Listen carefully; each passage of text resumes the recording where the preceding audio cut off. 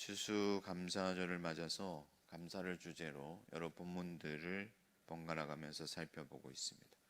우리가 감사한다 이러면은 쉽게 어떤 상황의 변화가 있어야 된다고 생각해요. 예를 들어서 없던 돈이 생겼다든지 또 병이 나았다든지 어떤 그런 상황의 변화가 있어야 감사한다라고 생각하기 쉽지만은 사실은 우리에게 궁극적인 감사가 있습니다. 궁극적인 감사가 있고 그 감사 위에 또 여러 감사들이 있는 것이죠. 우리의 궁극적인 감사는 뭐냐? 우리의 몸과 영혼의 구원이죠. 하나님께서 우리를 구원하신 것에 대해서 감사하는 것입니다. 그래서 에베소서는 예수 그리스도로 말미암은 구원에 대한 그런 놀라운 통찰들을 제공해 주는데, 오늘 본문을 살펴보면서 우리를 구원하신 그 하나님의 은혜에 모두 감사할 수 있는 저와 여러분들 될 수 있기를 바랍니다. 여러분들도 아시다시피 바울은 이 편지를 로마에 투옥됐을 당시에 기록을 하였어요. 그래서 에베소서는 옥중서신 중에 하나입니다. 이 에베소서에는 데살로니가 교회나 고린도 교회처럼 어떤 그 교회의 특정한 상황이 반영되어 있지는 않습니다.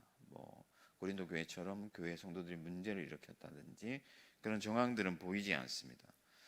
아마도 바울이 이 옥에 갇혔을 때 그리스도 예수의 놀라운 구원의 은혜를 많이 묵상을 했던 것 같아요.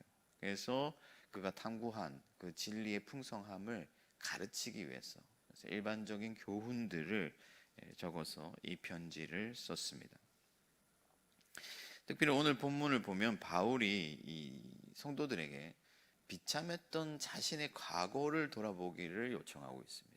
그러니까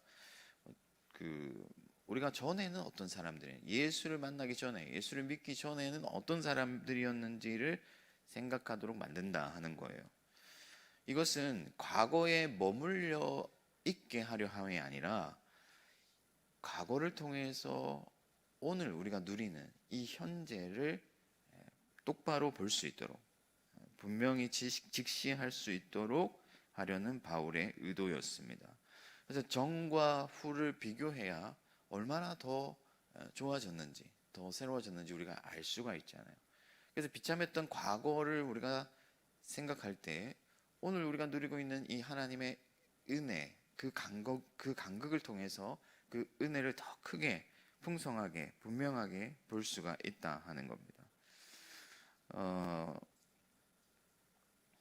바울은 교회가 하나님의 은혜를 은혜로서 인정하기를 원했어요. 비참했던 자신의 과거를 통해서 오늘날 우리가 어떠한 존재로 다시 살아났는지를 생각하고 그것을 깨달을 뿐만 아니라 그 결과로서 우리가 어떤 지위와 어떤 상태에 이르게 되었는지, 그래서 우리가 어떻게 살아야 하는지까지도 바울은 말하기를 원했다 하는 것입니다. 그래서 그의 논증을 따라서 우리가 세 가지 교훈을 살펴보려고 하는데, 첫 번째는 우리가 전에 죽었던 자들이었으나 오직 은혜로 살아났다 하는 거예요. 바울이 말하고 있는 중요한 논증의 첫 단계는 전에는 너희가 죽었던 자들인데 하나님의 은혜로 다시 살았다, 그 얘기를 하는 것입니다. 우리가 교리에서는 전적인 타락이다 그런 말을 쓰죠. 완전히 죄로 죽었었다 하는 거예요. 모두가 사망의 종로를 타는 자들이었고 우리 마음 가운데는 거짓과 탐욕과 음란과 미움과 증오가 가득했다 하는 것입니다. 그래서 하나님이 보시기에는 완전히 혐오스러운 존재, 우리가 시체가 썩어 있는 것을 보면 사람들이 기피하지 않습니까? 혐오스럽게 여기죠. 그런 것처럼 하나님이 보시기에 우리는 죄인이고 죽었던 자들이고 혐오스러운 존재, 그래서 영원한 형벌 가운데 지옥 불구덩이에 던져질 수밖에 없는 그런 존재였다 하는 거예요. 우리 마음으로는 선을 품을 수도 없고 의를 행할 수도 없고 하나님을 사모할 수도 없고 사랑할 수도 없었다 하는 것이죠. 그러나 오직 예수 그리스도께서 우리가 죄인 되었을 때에 우리를 위하여 죽으사 우리를 위하여 속전을 내시고 우리를 위해서 모든 하나님 앞에서 순종을 이루심으로 말미암아 우리가 그를 믿음으로 다시 살아나게 하셨다 하는 거예요. 그래서 예수 그리스도 안에서 우리를 새로운 생명으로 창조하여 주시고 하나님의 형상을 회복시켜 주시고 하나님의 사람으로서 우리를 부르시고 의인 삼아 주셨다 하는 것입니다. 그래서 이 일은, 우리의 구원은 전적으로 하나님의 사랑과 예수 그리스도의 공로와 성령의 능력으로 오직 하나님 편에서 일어난 일이다 하는 것입니다. 우리가 이것을 믿어야 돼요. 어떤 사람들은 아담이 타락한 이후에도 어느 정도 인간의 편에서 선한 것이 남아 있어서 하나님이 내미신 손을 잡아야 된다고 주장합니다. 감리교라든지 알미니안 계통의 그런 신학을 따르는 사람들은 여전히 그런 주장을 하고 있습니다. 그러나 그렇지 않아요. 성경을 보면 하나님이 세상을 두루 살피시사 지각이 있어 하나님을 찾는 자가 있는가 보려고 하셨으나 한 사람도 없었다. 아무도 없었다고 말씀하고 있습니다. 그러므로 우리가 하나님을 믿는 것이 내가 믿는 것 같지만은 사실은 하나님께서 우리에게 믿음의 씨앗을 심어주시고 믿음의 열매가 자람으로써 믿음에서 믿음으로 나아가게 되는 거예요. 그래서 믿음도 하나님의 선물이다 하는 거죠. 그래서 이것은 전적인 하나님의 은혜예요. 여러분, 죽어 있는 자가 무엇을 할 수가 있겠습니까? 죽어 있는 자가 뭐 약을 마실 수가 있겠습니까? 죽어 있는 자가 뭐 병원을 찾아갈 수가 있겠습니까? 죽어 있는 자는 아무것도 할 수 없는 것이죠. 그러나 하나님께서 그분의 능력으로 우리에게 믿음의 씨앗을 심겨주시고 우리 안에서 새 창조를 시작하셔서 우리를 새로운 피조물로 삼아주셨다 하는 것입니다. 그러므로 우리가 이 은혜에 대하여서 얼마나 감사하면서 살아야겠습니까? 제가 어릴 때만 하더라도요, 정말 뭐 가난하던 시절이잖아요. 그래서 교회를 가보면 그때 당시만, 제가 아주 어릴 때만 하더라도 뭐 그렇게 잘 사는 사람들도 없고 다 배고프고 힘든 시절인데도 그래도 늘 감사가 있고 교회에 가면 무릎을 꿇고 눈물을 흘리는 그런 어른들이 많았어요. 왜 그랬을까? 그것은 나 같은 죄인을 살리신 그리스도의 은혜에 대한 감사죠. 나인성 가부의 아들이 꼼짝없이 간에 누워서 이제 화장터로 가고 혹은 무덤으로 들어갈 수밖에 없었는데 그리스도 예수께서 그를 불쌍히 여기사 가부의 아들을 살려주셨단 말이에요. 그 어머니의 감사가 어떠했을까? 그 아들의 감사는 또 어떠했을까? 여러분, 이 그리스도께서 사망 가운데서, 죽음 가운데서 우리를 살리신 그 은혜를 늘 마음에 간직하고 새기고 살아가시기를 바랍니다. 나 같은 죄인을 위하여 하나님이 이 땅에 오셔서 나를 사망에서 생명으로 옮기시고, 전에는 흉악한 자고 음란한 자고 미워하는 자고 살인하는 자였는데 이제는 거룩한 하나님의 뜻을 쟁취하는 의인 삼아 주신 것에 대하여 감사하면서 날마다 주님이 기뻐하는 그런 삶을 향해 나아갈 수 있기를 축복합니다. 두 번째는 이 일이 하나님의 풍성함을 드러내기 위하여 이루어졌다 하는 겁니다. 무슨 말이냐면 그리스도께서 우리를 구원하여 주신 이유가 다른 데 있지 아니하고 오직 하나님 그분 자신에게 있다 하는 거예요. 그러니까 내가 잘해서, 최 목사가 잘해서 하나님이 구원해 주는 것이 아니고 이 우리를 구원하신 이유가 하나님 밖에 있는 것이 아니라 하나님 자신 안에 있다 하는 거죠. 하나님의 그 은혜의 풍성함을 드러내기 위해서 하나님께서 이 일을 하셨다 하는 것입니다. 그래서 무조건적 선택이다, 뭐 무조건적 은혜다 이런 얘기를 하는데 여기서 무조건이라는 것은 조건이 없다는 것이 아니라 하나님이 어떤 끌릴 만한, 강제될 만한 조건이 없다 하는 거예요. 하나님은 오직 스스로 그분의 뜻으로 그분의 은혜의 풍성함을 나타내시기 위하여 이 일을 행하신 것이다. 여기에는 사람의 어떤 기여나 사람의 행위가 설 자리가 없습니다. 사람의 편에서는 구원의 어떤 역할도 하지 않았어요. 내가 착한 일을 했기 때문에 구원을 받은 것이 아닙니다. 그러므로 그 누구도 하나님의 은혜에 대하여서 감히 자랑할 수가 없다고 바울은 말씀하고 있습니다. 어떤 사람들은 인간의 행위가 구원에 미치는 그런 자리가 있어야 된다고 생각을 해요. 그래서 인간 편에서 그 하나님의 구원에서 위치를 확보하려고, 그런 어떤 역량을 확보하려고 자꾸만 시도를 하는 거죠.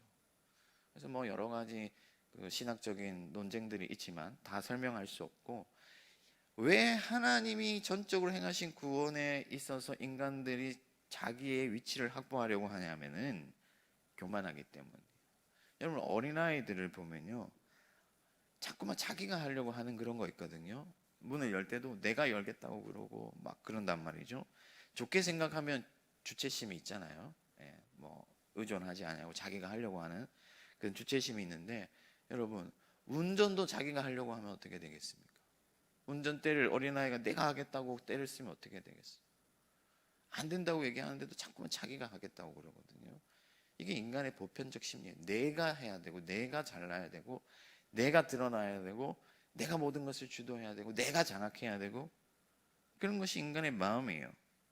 그래서 심지어 하나님께서 전적으로 은혜로 베풀어 주신 그 구원에 있어서도 인간들이 자기 자리를 확보하려고 한다 하는 것이죠. 여러분, 교회에서 여러 가지로 봉사하고 힘쓰고 수고하고 예배하고 하는 거 감사한 일이지만, 만일 자기 입지를 위하여서 혹은 자기를 드러내려고 한다면은 그것은 망하는 길이죠. 오직 하나님의 은혜에 감사함으로 겸손히 하나님의 영광을 위하여 행할 때 거기에 하나님의 능력이 있고 은혜가 있고 구원이 있는 줄 믿습니다. 그러므로 여러분, 우리가 은혜에, 그분의 은혜에 감사함을 증명하는 길은 겸손히 모든 영광을 하나님께 올려드리는 것입니다. 주님이 우리를 구원하신 것은 그분의 은혜의 풍성함을 나타내기 위함이라고 하셨잖아요. 그러므로 여러분, 이제는 내가 없고 오직 나는 없고 내 안에 살아계신 예수 그리스도만 나타나기를 기도하시기를 바랍니다. 오직 예수님만 높이고 예수님만 찬양하고 예수님만 자랑해야 돼요. 날 위해 죽으시고 날 위해 모든 생명을 내어주신 그리스도 예수의 은혜, 그리고 창세전에 나를 택하신 하나님의 그 놀랍고 크신 그 사랑과, 또 죽은 자도 살리시는 그 성령의 능력, 날 위해 탄식하며 기도하시는 그 성령을 위하여서 날마다 우리 자신을 기꺼이 내어드리고 하나님을 기뻐하고 하나님께 영광을 돌릴 때 우리가 하나님께 감사하는 자라고 말할 수가 있겠다 하는 것이죠. 교회에서 내 자리, 내 목소리, 내 입지를 생각하기보다 오직 예수 그리스도와 하나님과 성령만이 나타나기를 간절히 기도하는 이 새벽이 되기를 축복합니다. 마지막 10절을 보면요, 이제 우리가 선한 일을 위해서 새롭게 지음을 받았다 하는 거예요. 선한 일을 위해서 새롭게 지음을 받았다. 죽었는데 살아났으니까 이제 새로운 피조물이에요. 옛것은 지나가고 옛사람은 죽고 새 사람이 우리 안에서 시작되었습니다. 그래서 여러분, 우리가 이 새로운 사람으로 거듭났고 새 사람이라는 것을 인식할 때 비로소 교회가 시작될 수 있어요. 여러분, 하나님께서는 우리를 새로운 피조물로 창조하셔서 새 세상을 만들길 원하시는 거예요. 그 중심에 교회가 있는 겁니다. 새로운 우주, 새로운 원리와 새로운 기운이 가득한 그런 나라, 그런 나라가 하나님의 나라고, 하나님이 그 나라를 세우시기 위해서 교회를 세우신 거예요. 그러므로 여러분, 지으신 이의 뜻대로 나아가시기를 바랍니다. 하나님께서 우리를 지으신 이유는 다른 게 아니에요. 여러분, 이 땅에서 잘 먹고 잘 살고 좋은 집 살고 좋은 차 굴리고 하기 위해서 우리를 지으신 게 아니에요. 하나님은 선하신 일을 위하여, 그분의 형상을 회복하고 하나님의 선한 일을 이루기 위하여 우리를 지으셨다 하는 거죠. 그래서 여러분, 에베소의 모든 주제가 뭐냐면은 하나님과의 화목을 통해서 이 세상 가운데서 화평을 이루는 것입니다. 그것이 에베소서의 주제고 교회론의 핵심이에요. 여러분, 이제 우리가 함께 새로운 우주를 시작해야 됩니다. 오늘 하루도 여러분 새로운 우주로 진입해서 하나님의 기운이 가득한, 하나님의 선하심이 풍성한 그런 세상을 만드시기를 바랍니다. 그러기 위해서는요, 우리의 인생의 소유권이 이전되어야 돼요. 내가 이제는 죽었다 살았기 때문에 새로운 피조물이고 하나님이 지으신 바 되고 하나님의 소유인데, 우리가 우리의 인생을 내 것으로 생각하고 내 뜻대로 하려고 하기 때문에 계속해서 하나님의 세상으로부터 이탈하는 것이죠. 죽은 자 가운데서 살았고 새로운 생명을 얻었음에도 불구하고 세상 사람들과 같이 탐욕을 부리고 살아간다면 그 사람에게는 구원이 너무나도 희미한 거예요. 마치 하나님 안에 있는데 하나님 밖에 있는 것처럼, 따뜻한 집 안에 있으면서도 추위를 느끼는 것처럼 비참한 삶을 사는 것이죠. 많은 그리스도인들이 살았다는 이름을 가졌으나 여전히 사망의 종노릇하면서 자기의 길을 걸어가는 것이죠. 그러나 하나님이 우리를 지으셨고 새롭게 하셨고 놀라운 하나님의 선하심이 이 땅에서 성취되기 위하여 우리를 부르셨다는 사실을 믿고 나아간다면 하나님께서 하나님의 능력을 우리에게 주시고 하나님의 뜻을 이 땅에서 우리를 통하여서 이루어 주실 거예요. 그러므로 여러분, 이제 새로운 우주의 일원이 되었으니 이 땅에서 하나님의 나라를 건설하며 살아가시기를 바랍니다. 하나님의 공의가 강같이 흐르게 하시고 인애와 진실이 가득한 세상을 만드시기를 축복합니다. 여러분, 연말이 되었잖아요. 이제 겨울이 완전히 들어왔습니다. 겨울에 완전히 진입했는데, 어제 제가 교회에서 새벽에 설교를 하기 위해서 준비를 위해서 어제 밤에 나왔는데, 설교 준비를 하다가 복도를 지나서 화장실을 가는데 찬 기운이 온몸을 확 감싸더라고요. 제가 예전에 자취할 때, 가난할 때 이 기름 넣을 돈이 없어가지고 겨울에 찬방에서 지낸 적이 있었거든요.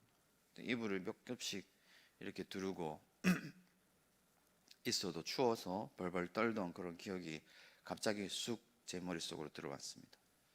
그러면서 동시에 드는 생각이 뭐냐면은, 지금도 오늘 이 순간에도 그런 추위를 느끼는 사람들이 있겠구나. 사랑하는 성도 여러분, 하나님은 우리를 선한 일을 위하여 부르셨다는 것을 기억하시고, 여러분들의 소유와 여러분들의 삶과 여러분들의 재능을 통하여서 어떤 추운 사람들에게는 따뜻한 겨울이 될 수 있기를 바랍니다. 그렇게 할 때 우리는 하나님께 감사하는 존재로 살아가게 되는 거예요. 말씀을 정리하겠습니다. 죽었다가 다시 살아난 그 은혜를 생각하시고 그 은혜의 목적, 곧 우리 하나님의 영광을 위하여 살아가시고 선한 삶을 살아가시기를 바랍니다. 이것이 성도들이 마땅히 해야 할 바이고 하나님의 구원에 감사하는 길인 줄 믿습니다. 오늘 이 새벽에도 하나님께 진정으로 감사하는 자가 되기 위하여 기도하는 저와 여러분들 되기를 축복합니다. 하늘에 계신 우리 아버지, 아버지의 이름을 거룩하게 하시며 아버지의 나라가 오게 하시며 아버지의 뜻이 하늘에서와 같이 땅에서도 이루어지게 하소서. 오늘 우리에게 일용할 양식을 주시고 우리가 우리에게 잘못한 사람을 용서하여 준 것 같이 우리 죄를 용서하여 주시고 우리를 시험에 빠지지 않게 하시고 악에서 구하소서. 나라와 권능과 영광이 영원히 아버지의 것입니다. 아멘.